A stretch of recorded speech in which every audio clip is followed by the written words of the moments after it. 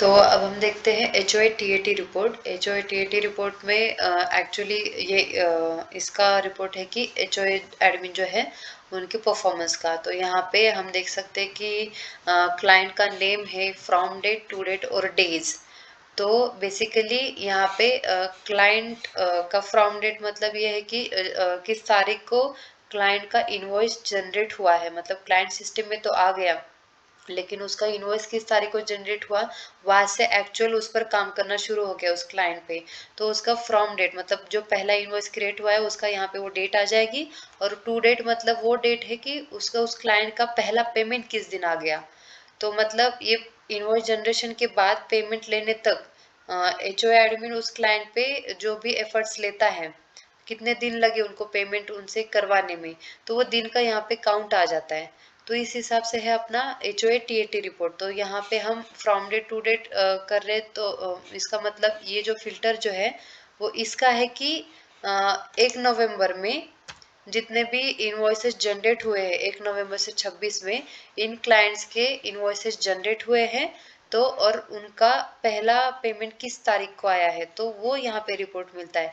ऐसा नहीं, ये फ्रॉम डेट टू डेट ऐसा नहीं कि 1 तारीख से कितने मतलब क्लाइंट्स आए हैं, ऐसा नहीं है। तो इस महीने में उस HO एडमिन ने कितने क्लाइंट्स पे काम किया है, तो वो क्लाइंट्स यहाँ पे आ जाएंगे। कि हम यहाँ पे देख रहे हैं कि 11 तारीख को इनका पहला इनवॉइस जो है वो जनरेट हुआ था और उनका पेमेंट आ गया 18 तारीख को। मतलब इस महीने में एचओए एडमिन का परफॉर्मेंस बस इतना है कि ये 3 क्लाइंट में से 2 क्लाइंट के उन्होंने पेमेंट्स फेच किए हैं और उनमें कितने दिन लगे हैं। तो ये हो गया फ्रॉम डेट टू डेट, इस पर अप्लाई होता है उसके परफॉर्मेंस पे, ना कि यहाँ के डेट्स पे, मतलब क्लाइंट जनरेशन की डेट पे कि इस महीने में कितने क्लाइंट्स आए हैं उस पर नहीं ये फ्रॉम डेट टू डेट काम करेगा।